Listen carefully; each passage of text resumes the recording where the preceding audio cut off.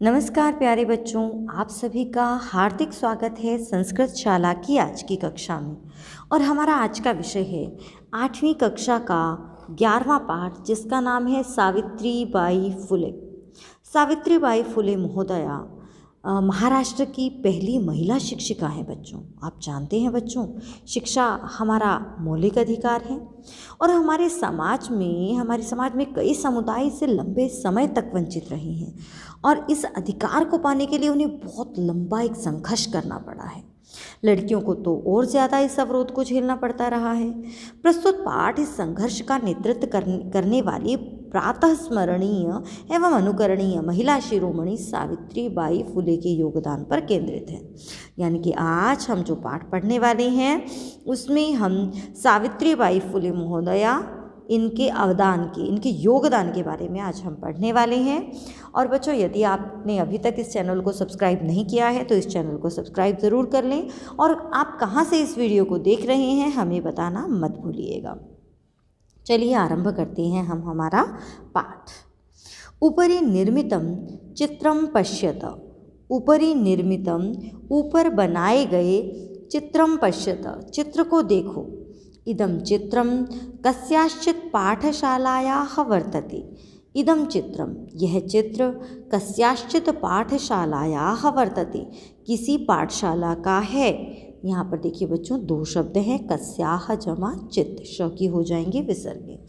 तो यह चित्र जो आपको दिखाई दे रहा है यह किसी पाठशाला का है।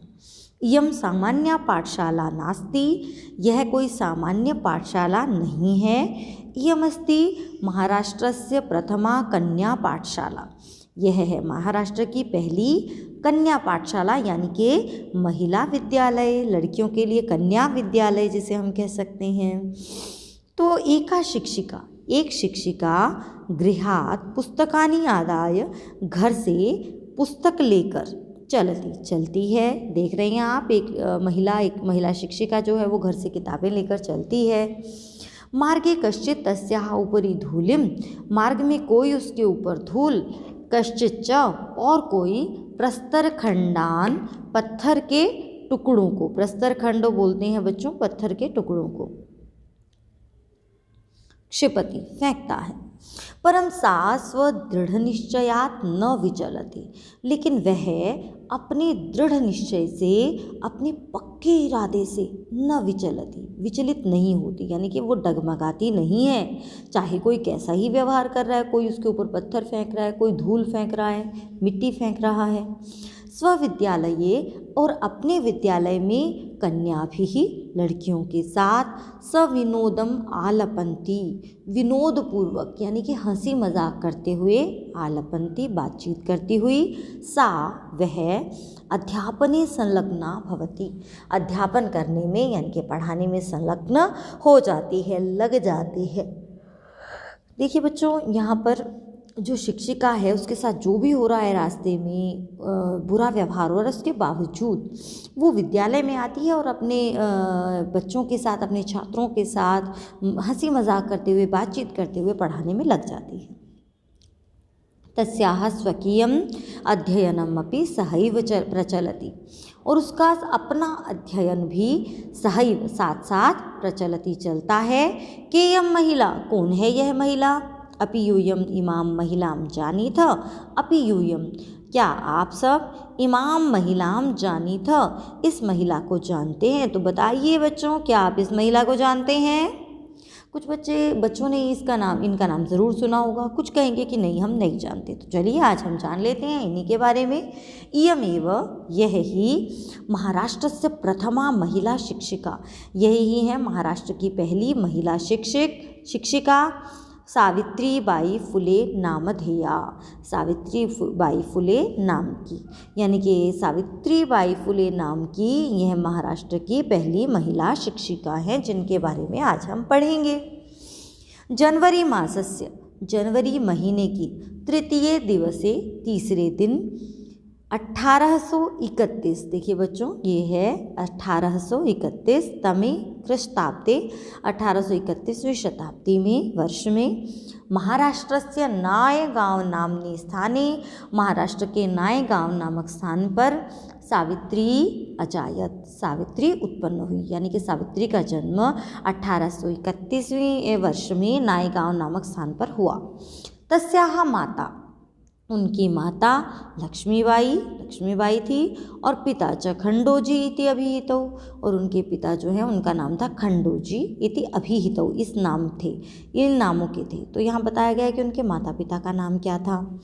नववर्ष देशीया, नववर्ष यानी कि 9 साल की, देखिए 9 10 नहीं है, 19 नहीं है, यहाँ है 9 वर्ष की वह ज्योतिबा फुले महोदयेन परिणता, ज्योतिबा फुले महोदय के साथ परिणित हुई, यानी कि उनकी शादी, उनका विवाह जो था वो 9 वर्ष की आयु में ज्योतिबा फुले महोदय के साथ हो गया। सोपि तदानीं, वह भी तब 13 वर्षकल्पः एव आसीत्, वह भी तब केवल 13 यानी कि 13, केवल 13 वर्ष के ही थे। यतो ही सः, क्योंकि वह स्त्री शिक्षायाः प्रबलः समर्थकः आसीत्, क्योंकि वे स्त्री शिक्षा के प्रबल समर्थक थे। अतः सावित्र्याः मनसि, इसीलिए सावित्री के मन में स्थित अध्ययनाभिलाषा, अध्ययन की अभिलाषा, उत्साहम प्राप्तवती, उत्साह को प्राप्त हो गई, यानी कि सावित्री के मन में बहुत उत्साह आया, क्योंकि जो उसके पति थे वो भी स्त्री शिक्षा के समर्थक थे, और उसके मन में जो कहीं ना कहीं पढ़ने की इच्छा थी उसे भी उससे बल मिला। इतः परम सा, इसके बाद वह साग्रहम, उसने आग्रह करके, यानी कि उसने विशेष आग्रह करके आंग्ल भाषाया अपि अध्ययनम कृतवती, आंग्ल भाषा का अध्ययन भी किया। फिर उन्होंने विशेष आग्रह पूर्वक, यानी कि थोड़ा से विशेष प्रयास किए, विशेष आग्रह किए, और उसके बाद उन्होंने इंग्लिश भाषा का अध्ययन भी किया। यह आंग्ल भाषा बच्चों इंग्लिश भाषा है। 1848 में ख्रीस्ताब्दी वर्ष में ईस्वी में पुणे नगर में सावित्री ज्योतिबा महोदयेन सह कन्यानां कृते प्रदेशस्य प्रथमं विद्यालयम् आरभत। तो 1848वें वर्ष में बच्चों पुणे नगर में सावित्रीबाई फुले ने ज्योतिबा फुले महोदय के साथ मिलकर कन्याओं के लिए एक प्रदेश का पहला विद्यालय आरंभ किया। उससे पहले विद्यालय लड़के और लड़कियों दोनों के लिए होता था, लेकिन बहुत सारे माता पिता जो हैं वो इस तरह से अपने बच्चों को नहीं पढ़ाना चाहते थे। वो चाहते थे कि हमारी लड़कियां लड़कों के साथ ना पढ़ें, और भी बहुत सी तरह की समस्याओं के कारण उन्होंने एक अलग से लड़कियों के लिए विद्यालय का आरंभ किया, जिससे कि ज़्यादा से ज़्यादा लड़कियां वहाँ पर आ सकें। तदानीम सा, उस समय वह केवलम 17 वर्षीय आसीत, केवल 17 वर्ष की थी। आप अंदाज़ा लगाइए बच्चों, वो स्वयं 17 वर्षीय एक बालिका थी। 17 वर्ष का बच्चा बहुत बड़ा नहीं होता है, तो केवल 17 वर्ष की थी। उस उम्र में उन्होंने एक प्रदेश का पहला लड़कियों के लिए विद्यालय आरंभ किया था। ये है सोच।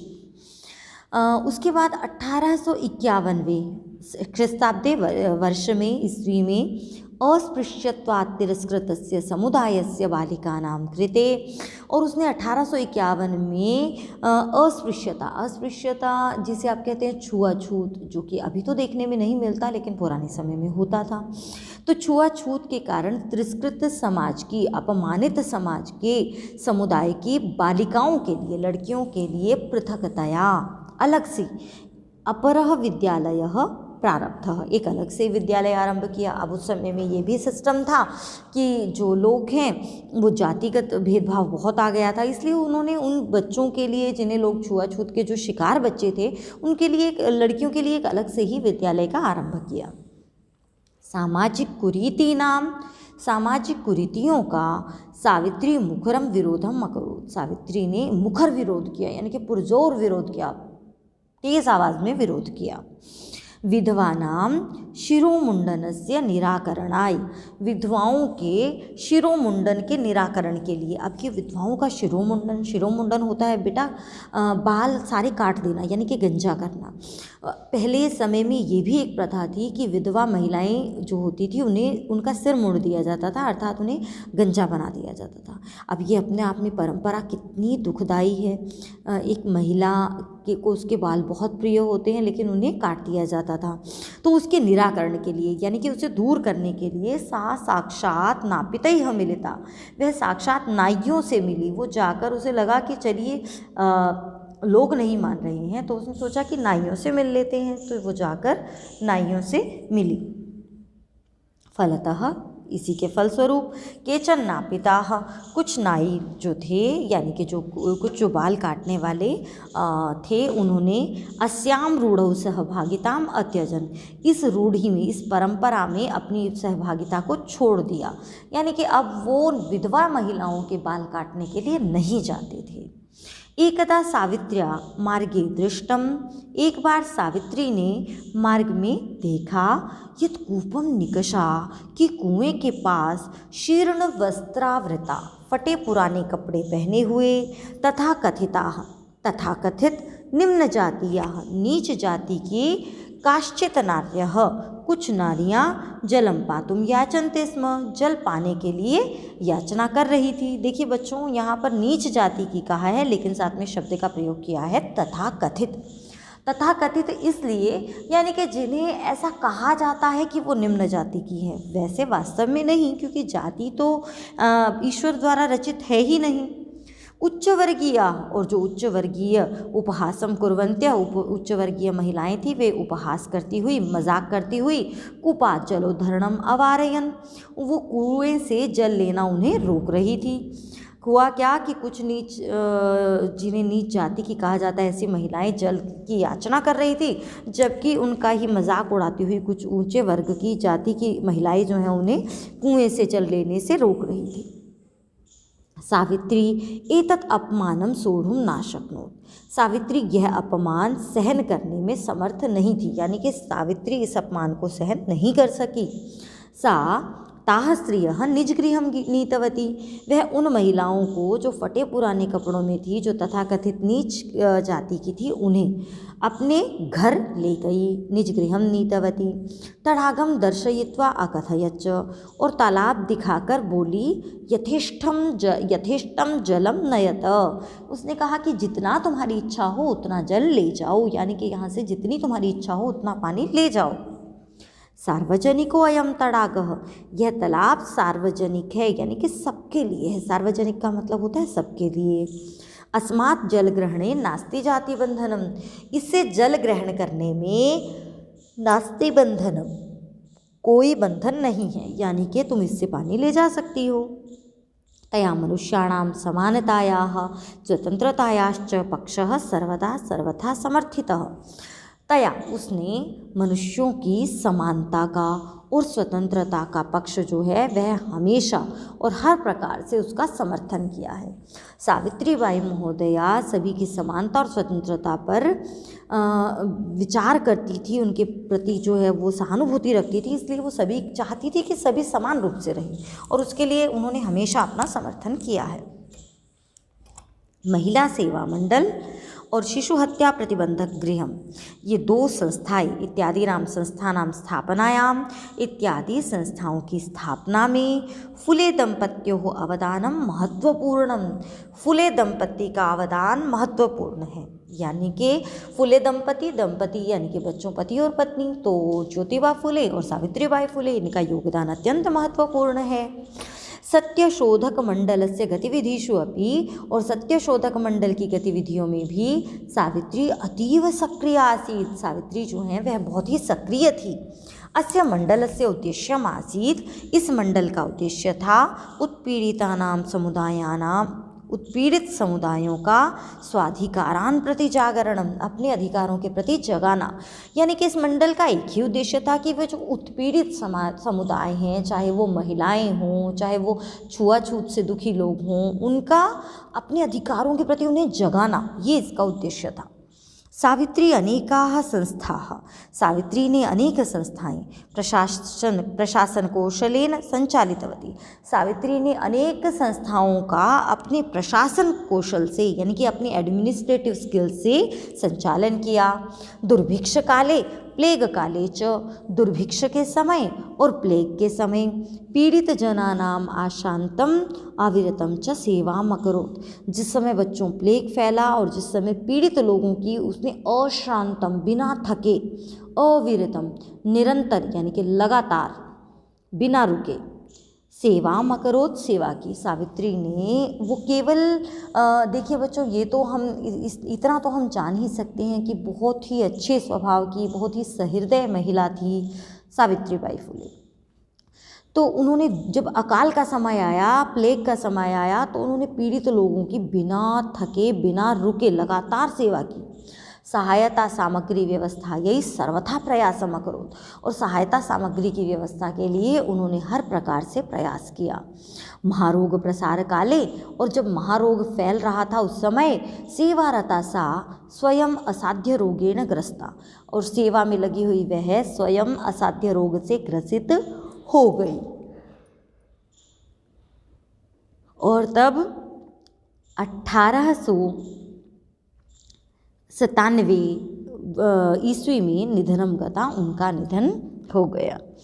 और साहित्य रचनाएं आपी सावित्री महीयते, और साहित्य रचना में भी वो बहुत महान थी। देखिए बच्चों, यहाँ बताया गया है कि 1897 में उनका जब निधन हुआ तो वो उसी सेवा करते हुए वो खुद भी असाध्य रोग यानी कि बड़े ही कठिन रोग से जो है वो पीड़ित हो गई थी, असाध्य रोग से पीड़ित हो गई थी। और उनकी तस्याः काव्य संकलन द्वयम वर्तते, उनके काव्य संकलन दो हैं, उनकी दो रचनाएं हैं।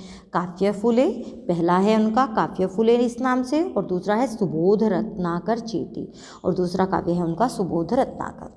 भारत देश में महिलोत्थानस्य, महिलाओं के उत्थान का गहना अवबोधनाय का गहन अवबोधन करने के लिए, डिटेल्ड स्टडी करने के लिए सावित्री महोदयायाः जीवनचरितम, सावित्री महोदया का जीवन चरित्र अवश्यमेव अध्येतव्यम, अवश्य ही पढ़ना चाहिए। यदि कोई चाहता है कि वो भारत देश में महिलाओं के उत्थान के बारे में स्टडी करे तो उन्हें सावित्री जी का जो जीवन चरित्र है उसे अवश्य ही पढ़ना चाहिए। और यहाँ बच्चों हमारा ये पाठ जो है वो पूरा होता है। अब कुछ प्रश्न हम आपसे यहाँ से पूछ लेते हैं। एका शिक्षिका गृहात् कानि आदाय चलती, आपका प्रश्न यहाँ से है बच्चों, ध्यान से देखिए और बताइए। एका शिक्षिका गृहात् कानि आदाय चलती, तो एक शिक्षिका घर से क्या लेकर चलती है? बिल्कुल सही, पुस्तकानि, ये हो जाएगा इसका उत्तर। अगला प्रश्न पूछ लेते हैं। जानीथ इत्यस्य कर्तृपदम किम, यहाँ पर जानीथ क्रिया का आपको कर्ता बताना है। मुझे लगता है आप पहुँच गए होंगे। तो जानीथ क्रिया का कर्ता कौन है? यूयम, ये हो जाएगा इसका कर्ता। आगे चलते हैं। महाराष्ट्रस्य प्रथमा शिक्षिका का, महाराष्ट्रस्य प्रथमा शिक्षिका का, महाराष्ट्र की पहली शिक्षिका कौन थी? तो बताइए जल्दी से कौन थी? मुझे लगता है आपने उत्तर दे ही दिया होगा, सावित्रीबाई फुले। अगला प्रश्न देख लेते हैं। अत्र सह इति सर्वनाम पदम कस्मै प्रयुक्तम, यहाँ सह जो सर्वनाम है वो किसके लिए आया है? तो बताइए बच्चों किसके लिए आया है? सह कौन है यहाँ? तो सिर्फ हमें इसकी हिंदी पर पहुँचना है। वह स्त्री शिक्षा के समर्थक थे, कौन थे? ज्योतिबा फुले। तो यहाँ जाएगा ज्योतिबा फुले, स इति स्थाने ज्योतिबा फुले इति, ज्योतिबा फुले महोदयाय, इस प्रकार से आप उत्तर दे सकते हो। अगला प्रश्न पूछ लेते हैं। अगला प्रश्न है यहाँ से 1851 ख्रीस्ताब्दे सा कासां कृते अपरः विद्यालयः आरब्धः, तया कासां कृते अपरः विद्यालयः प्रारब्धः। तो उसने किन के लिए बनाया था? ये आ जाएगा, ये इसका पूर्ण वाक्य में उत्तर हो जाएगा बेटा, पूरी लाइन आ जाएगी। 1851 ख्रीस्ताब्दे अस्पृश्यत्वात् तिरस्कृतस्य समुदायस्य बालिकानां कृते पृथक्तया तया अपरः विद्यालयः प्रारब्धः। अगला प्रश्न पूछ लेते हैं। विधवानां शिरोमुण्डनस्य निराकरणाय सा कैः मिलिता। विधवानां शिरोमुण्डनस्य निराकरणाय सा कैः मिलिता, वह किनसे मिली थी, तो बताइए किनसे मिली थी। बिल्कुल सही, नाइयों से मिली थी। तो कैः, जैसा प्रश्न वैसा उत्तर, नापितैः, ये हो जाएगा इसका उत्तर। अगला प्रश्न देख लेते हैं। अगला प्रश्न है आपका यहाँ से। अगला प्रश्न है बच्चों,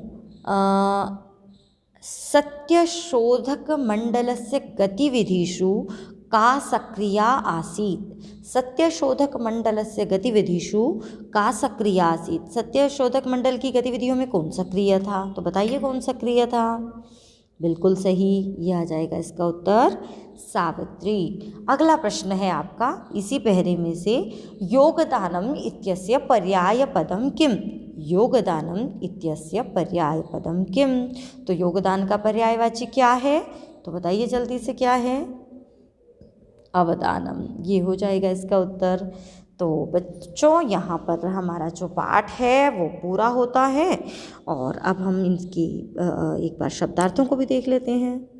आदाय यानी कि लेकर, प्रस्तर खंडान पत्थर के टुकड़ों को, सविनोदम हंसी मजाक के साथ, आलापंती बातचीत करती हुई, बात करती हुई, अजायत पैदा हुई, अभिहितौ कही गई हैं, और परिणीता यानी कि ब्याही गई, विवाह किया गया। ठीक है, उसके बाद है अस्पृश्यतया छुआछूत के कारण, प्रारब्धः आरंभ किया, निराकरणाय दूर करने के लिए, रूढ़ौ रूढ़ी में, रिवाज में, परंपरा में, शीर्ण वस्त्रावृताः फटे पुराने चीथड़े वस्त्रों को धारण किए हुए, ये भी कह सकते हैं। पातुम पीने के लिए, सोढ़ुम सहने में, उत्पीड़िता नाम सताए हुओं का, अश्रांतम बिना थके हुए, महीयति यानी कि बढ़ चढ़कर, और गहनावबोधनाय गहराई से समझने के लिए, गहन अवबोधनाय। तो चलिए बच्चों, यहाँ ये हमारा पाठ समाप्त होता है। हम अब अभ्यास आरंभ कर लेते हैं। पहला ही प्रश्न है, एक पदेन उत्तरतः, यानी कि एक पद में, एक शब्द में उत्तर देना है। तो चलिए कर लेते हैं। कीदृशीनां कुरीतीनां सावित्री मुखरम विरोधम अकरोत्। कैसी कुरीतियों का सावित्री ने मुखर विरोध किया। तो कैसी कुरीतियों का, सामाजिक कुरीतीनां, ये हो जाएगा इसका उत्तर। के कूपात जलोद्धरणम अवारयन। किन्होंने कुएं से जल भरना मना कर दिया। अब देखो, किन्हें मना किया नहीं, किन्होंने मना किया। तो किन्होंने मना किया था, उच्च वर्गीया, उच्च वर्गीयों ने यानी कि ऊंची जाति वालों ने कुएं से जल भरने से रोक दिया था। का स्वदृढ़ निश्चयात न विचलती। कौन अपने दृढ़ निश्चय से विचलित नहीं होती, नहीं हटती। तो कौन अपने निश्चय से नहीं हटती, सावित्री बाई फुले। विधवानां शिरोमुंडन से निराकरणाय। विधवाओं के शिरोमुंडन के, सिर के मुंडने की जो निराकरण है यानी कि उसे दूर करने के लिए, सा कैः मिलिता, वे किनसे मिली थी। बताइए बच्चों, वो विधवाओं के शिरोमुंडन को रोकने के लिए किनसे मिली थी, नापितैः, ये हो जाएगा इसका उत्तर। अगला प्रश्न है, सा कासां कृते प्रदेशस्य विद्यालयम् आरभत। उसने किनके लिए प्रदेश का पहला विद्यालय आरंभ किया था। देखिए बच्चों, किसके लिए आरंभ किया था, कन्यानाम। जैसा प्रश्न वैसा उत्तर, कासां कन्यानाम, कैः नापितैः, का सावित्री। अगला प्रश्न देख लेते हैं।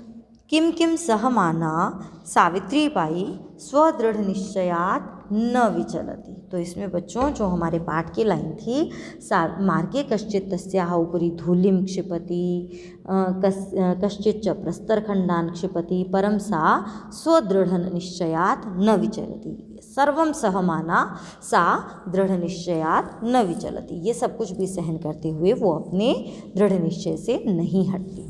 अगला प्रश्न है, अगला प्रश्न है सावित्रीबाई फुले महोदयायाः पित्रोः नाम किम् आसीत्। सावित्रीबाई फुले महोदया के माता पिता का नाम क्या था। तो सावित्रीबाई फुले महोदयायाः मातुः नाम लक्ष्मीबाई, पितुः नाम च खण्डोजी इति आसीत्। उनकी माता का नाम लक्ष्मीबाई और पिता का नाम खण्डोजी था। विवाहानन्तरम् अपि सावित्र्याः मनसि अध्ययनाभिलाषा कथम उत्साहं प्राप्तवती। विवाह के बाद भी सावित्री के मन में जो अध्ययन की अभिलाषा थी वो कैसे उत्साह को प्राप्त हुई। बताइए बच्चों, क्यों उनके मन में उत्साह आ गया था या प्रेरणा मिली थी कि उन्हें पढ़ना चाहिए। बिल्कुल सही, क्योंकि उनके पति जो हैं वो शिक्षा के समर्थक थे, स्त्री शिक्षा की। यतो हि ज्योतिबा फुले महोदयः स्त्रीशिक्षायाः प्रबलः समर्थकः आसीत्, अतः सावित्र्याः मनसि स्थिता अध्ययनाभिलाषा उत्साहं प्राप्तवती। इसीलिए उनके मन में जो पढ़ने की इच्छा थी वह फिर से प्रेरणा को प्राप्त कर गई। जलं पातुं निवार्यमाणाः नारीः सा कुत्र नीतवती किंचा कथयत। जल को जिन नारियों को जल के लिए रोका गया था उनके साथ उसने उन्हें वह कहाँ ले गई थी और उसने क्या कहा था। तो साताः स्त्रियः, वह उन महिलाओं को निजगृहं नीतवती, अपने घर ले गई थी। और तडागम दर्शयित्वा अकथयच्च, और तालाब दिखाकर कहा था यत् यथेष्टं जलम नयत, कि जितना चाहो उतना जल ले जाओ। कासां संस्थानां स्थापनायां फुले दंपत्योः अवदानं महत्वपूर्णम। किन संस्थाओं की स्थापना में फुले दंपत्ति का योगदान महत्वपूर्ण है। तो किन संस्थाओं में, 2 संस्थाएं थी वो, महिला सेवा मंडल और शिशु हत्या प्रतिबंधक गृहं च इत्यादीनां संस्थानां निर्माणाय फुले दंपत्योः योगदानं महत्वपूर्णम। सत्यशोधक मंडलस्य उद्देश्यं किम् आसीत्। सत्यशोधक मंडल का उद्देश्य क्या था। अस्य उद्देश्यम् आसीत् उत्पीड़ितानां समुदायानां स्वाधिकारान् प्रति जागरणम, यानी कि उत्पीड़ित समाज के हिस्सों को, जो हिस्से पीड़ित हैं उन हिस्सों को अपने अधिकारों के प्रति जागरूक बनाना ही इस सत्यशोधक मंडल का उद्देश्य था। तस्याः द्वयोः काव्य संकलनयोः नामानि के, उनके 2 काव्य संकलन जो है उनके नाम क्या हैं बताइए बच्चों। तो उनके नाम हैं, बिल्कुल सही, मुझे लगता है याद ही है, काव्य फुले और सुबोध रत्नाकरम च इति। अगले प्रश्न पर चलते हैं हम। रेखांकित पदानि अधिकृत्य, रेखांकित पद को आधार बनाकर प्रश्न निर्माणम कुरुत। प्रश्न निर्माण आपको करना है। तो यहाँ आपका पहला प्रश्न है, सावित्रीबाई कन्याभिः सविनोदम आलपन्ती अध्ययने संलग्ना भवति स्म। तो कन्याभि का प्रश्न बनाना है। तो काभि, जैसा प्रश्न वैसा उत्तर, जैसा उत्तर वैसा प्रश्न। तो सावित्री महोदया किन के साथ विनोदपूर्वक बातचीत करती हुई अध्ययन में लग जाती थी। तो कन्याभि का बन जाएगा काभि। सा महाराष्ट्रस्य प्रथमा महिला शिक्षिका आसीत्। तो सा महाराष्ट्रस्य, वह महाराष्ट्र की पहली महिला शिक्षिका थी। तो महाराष्ट्रस्य का प्रश्न बनाना है। महाराष्ट्रस्य का प्रश्न क्या बनेगा, कस्य। सा स्वपतिना सह कन्यानां कृते प्रदेशस्य प्रथमं विद्यालयम् आरभत। उसने अपने पति के साथ मिलकर कन्याओं के लिए प्रदेश का पहला विद्यालय आरंभ किया। तो कन्यानां कृते, तो प्रश्न क्या बनेगा, कासां कृते, ये हो जाएगा इसका प्रश्न। तया मनुष्याणां समानतायाः स्वतंत्रतायाश्च पक्षः सर्वदा समर्थितः। उसने मनुष्यों की समानता और स्वतंत्रता का पक्ष हमेशा लिया है, यानी कि हमेशा उसका समर्थन किया है। तो किनका, मनुष्याणां ना, तो प्रश्न बनेगा केषाम्। अगला प्रश्न, साहित्य रचनया अपि सावित्री महीयते। साहित्य रचना में भी सावित्री जो है वो महान है। तो सावित्री सीधे सीधे स्त्रीलिंग, प्रश्न क्या बनेगा, का। अगला प्रश्न कर लेते हैं। इदं चित्रम पाठशालायाः वर्तते। यह चित्र जो है वह पाठशाला का है। और अत्र वर्तते क्रियापदस्य कर्तृपदम किम। वर्तते क्रिया का कर्ता कौन सा है। देखिए बच्चों, कर्ता जब आपको बताना होता है तो क्रिया को करने वाला, तो वर्तते है, तो क्या है, चित्रम, चित्र इसका कर्ता हो जाएगा। अगला प्रश्न, अस्मिन् वाक्य विशेष्य। अब इस वाक्य में पूछ रहे हैं विशेष्य क्या है। जिसकी विशेषता बताई जा रही है, विशेष्य मतलब जिसकी विशेषता बताई जा रही है। तस्याः स्वकीयम अध्ययनम अपि सहैव प्रचलति, उसका अपना अध्ययन भी साथ ही चल रहा था। तो यहाँ अध्ययन की विशेषता बताने वाला शब्द है स्वकीयम, तो इसलिए ये हो जाएगा इसका उत्तर, यानी कि ये है विशेष्य। अपि यूयम इमां महिलां जानीथ, अस्मिन् वाक्ये, इस वाक्य में यूयम इति पदम केभ्यः प्रयुक्तम, यूयम पद जो है वो किसके लिए प्रयोग किया गया है। तो यहाँ तो छात्रों से ही पूछ रही है ना शिक्षिका, तो बिल्कुल छात्राणाम कृते, ये हो जाएगा इसका उत्तर। सा ताः स्त्रियः निजगृहं नीतवती, वह उन महिलाओं को अपने घर ले गई। अस्मिन् वाक्ये, इस वाक्य में सा इति सर्वनाम पदम कस्य प्रयुक्तम, सा यह जो सर्वनाम शब्द है ये किसके लिए आया है। तो बच्चों बताओ किसके लिए आया है। बिल्कुल सही, सावित्र्ययी। शीर्ण वस्त्रावृताः, फटे पुराने कपड़े पहने, तथा कथिताः, तथा कथित, निम्न जातीयाः, निम्न जाति की, काश्चित् नार्यः, कुछ महिलाएं, जलं पातुं याचन्ते स्म, जल पीने की याचना कर रही थी, जल लेने की याचना कर रही थी। अत्र नार्यः पदस्य विशेषणानि कति सन्ति, यहाँ पर नारी शब्द की विशेषता बताने वाले शब्द कौन से हैं या कितने हैं। देखिए बच्चों यहाँ पर तो कई सारे शब्द आए हैं, तो उनका नीचे लिखे था, कितने हैं वो भी लिखना है, कौन कौन से हैं वो भी लिखना है। तो 1 2 3 4 चत्वारि और शीर्ण वस्त्रावृताः, तथा कथिताः, निम्न जातीयाः और काश्चित्, ये सभी नारी की विशेषता बताने वाले शब्द हैं। अगले प्रश्न पर आते हैं। यहाँ बच्चों अधोलिखितानि पदानि आधृत्य वाक्यानि रचयत, यहाँ पर आपको नीचे दिए गए जो पद हैं इन्हें आधार बनाकर वाक्यों की रचना करनी है। तो देखिए बच्चों यहाँ पर आपको स्वकीयम, स्वकीयम होता है अपना, तो इसका तो बड़ा आसान सा वाक्य बन सकता है, स्वकीयम कार्यम कुरु, अपना काम करो, या स्वकीयम कार्यम स्वयं कुरु, अपना काम स्वयं करो। सविनोदम यानी कि हंसी मजाक में, शिक्षिका सविनोदम आलपंती पाठयति, शिक्षिका मजाक करते हुए, हंसी मजाक करते हुए, बातचीत करते हुए पढ़ाती है। सक्रिया, महिलोत्थाने सावित्री महोदयायाः सक्रिया भूमिका, महिलाओं के उत्थान में सावित्री महोदया की सक्रिय भूमिका है। प्रदेशस्य प्रथमः विद्यालयः एषः, प्रदेश का पहला विद्यालय है यह। मुखरम यानी कि पुरजोर, जबरदस्त तरीके से। तो सावित्री सामाजिक कुरीतीनां मुखरम विरोधम कृतवती, या सामाजिक कुरीतीनां मुखरम विरोधम कुर्वन्तु, ये भी इसका उत्तर हो सकता है, बना सकते हैं आप वाक्य। सर्वथा परेषु, दूसरों पर, अत्याचारः सर्वथा अनुचितम, दूसरों पर अत्याचार करना सर्वथा अनुचित है। ये इस प्रकार से आप वाक्य बना सकते हैं।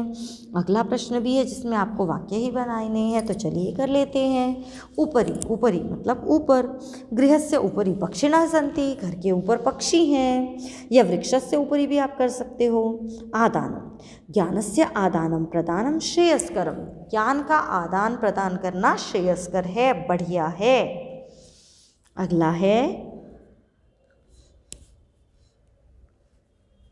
परकीयम, तो परकीयम मतलब दूसरे का, तो परकीयम धनम मा स्पृश, दूसरे का धन मत छुओ।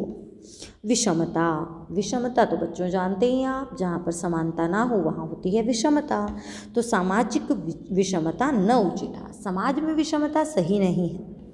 व्यक्तिगतम, एतत् मम व्यक्तिगतम मतम, यह तो मेरा व्यक्तिगत मत है, अब किसी और का इस बारे में क्या विचार है वो हम नहीं कह सकते, तो ये हम वाक्य बना सकते हैं, एतत् मम व्यक्तिगतम मतम। आरोह, श्लोक गायने आरोह अवरोह आवश्यक, श्लोक गाने में आरोह और अवरोह ज़रूरी है। चलिए बच्चों अब हम अगला प्रश्न कर लेते हैं। अधोलिखितानां समानार्थक पदानि चित्वा पाठात् लिखत, पाठ से चुनकर आपको इसके समानार्थक पद लिखने हैं। तो शिक्षणे, पहले इन शब्दों को ही हम पढ़ लेते हैं। मार्गे, रास्ते में। अविरतम, निरंतर, अविरतम में बच्चों हलंत आएगा। अध्यापने, अध्यापन में, पढ़ाने में। अवदानम, योगदान। यथेष्टम, इच्छानुसार, मनसी, मन में। तो शिक्षणे का क्या होगा शब्द, शिक्षणे मतलब अध्यापने, यहाँ आ जाएगा। पथि, पथ होता है रास्ता, तो क्या आएगा मार्गे। और हृदये, हृदये है बच्चों यहाँ, हृदये का क्या होगा, मनसी। अगला है इच्छानुसारम, अपनी इच्छा के अनुसार, तो उसके लिए क्या शब्द आया था, यथेष्टम, ये आ जाएगा यहाँ। योगदानम, योगदानम का हो जाएगा अवदानम यहाँ, और निरंतरम इसका हो जाएगा अविरतम यहाँ। ये हो जाएगा आपका प्रश्न। आगे चलते हैं। 7वां प्रश्न है, आपको पदों के लिंग विभक्ति और वचन जो हैं वो लिखने हैं। तो चलिए बच्चों इस प्रश्न को भी हम कर लेते हैं। तो पहला ही शब्द है यहाँ पर धूलिम, तो धूलिम में धूलि शब्द है यानी कि पुल्लिंग है, पुल्लिंग है, द्वितीया विभक्ति और एक वचनम, तो पुल्लिंग द्वितीया विभक्ति एक वचनम। नामनी, यहाँ पर तो देखिए सप्तमी विभक्ति है, लेकिन पुल्लिंग नाम शब्द तो नपुंसक लिंग है, तो नपुंसक लिंग सप्तमी विभक्ति एक वचनम। अपरः, अपरः यानी कि दूसरा, तो यहाँ पर देखिए अपरा में तो पुल्लिंग शब्द है, पुल्लिंग शब्द प्रथमा विभक्ति एक वचनम। कन्या नाम, तो कन्या तो स्त्रीलिंग है, तो स्त्रीलिंग, और कन्या नाम जिसमें आ जाए षष्ठी विभक्ति है, षष्ठी विभक्ति और बहुवचनम। सहभागिता, तो स्त्रीलिंग है, बिल्कुल शब्द स्त्रीलिंग है, सहभागिता हिंदी में भी है ना, तो प्रथमा विभक्ति और एक वचनम। और नापितः, नापितः शब्द तो पुल्लिंग है, तो पुल्लिंग तृतीया विभक्ति और बहुवचनम। ये हो जाएगा हमारा 7वां प्रश्न।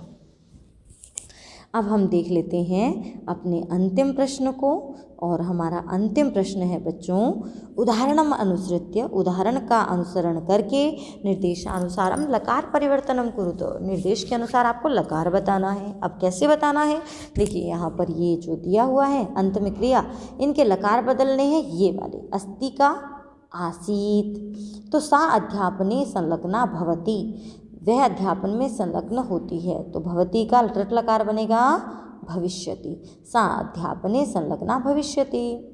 सह त्रयोदश वर्ष कल्पः अस्ति, लंग लकार में बदलना है, अस्ति का बन जाएगा आसीत। महिला तड़ागात जलम नयंती, महिलाएं तालाब से जल ले जाती हैं, तो लोट लकार में क्या बनेगा, नयंतु। वयम प्रतिदिनम पाठम पठामः, हम प्रतिदिन पाठ पढ़ते हैं, पठामः का विधिलिंग में बनेगा पठेम। और उसके बाद है यूयम किम विद्यालयम गच्छथ, क्या तुम विद्यालय जाते हो, पठेम हो गया ना, इसका अगला है तो लृट लकार में बनाना है, तो बनेगा गमिष्यथ। ते बालकाः विद्यालयात् गृहं गच्छन्ति, तो गच्छन्ति का बन जाएगा लंग लकार में अगच्छन्, वे बालक विद्यालय से घर जाते हैं। और बच्चों यहाँ हमारा ये पाठ पूरा होता है, और ये पाठ आपको कैसा लगा हमें कमेंट करके ज़रूर बताएं, और इस वीडियो को लाइक ज़रूर करें, शेयर करें यदि आपको ये वीडियो अच्छी लगी है। फिर मिलते हैं ऐसी एक और वीडियो के साथ, नए विषय के साथ, तब तक के लिए नमस्कार।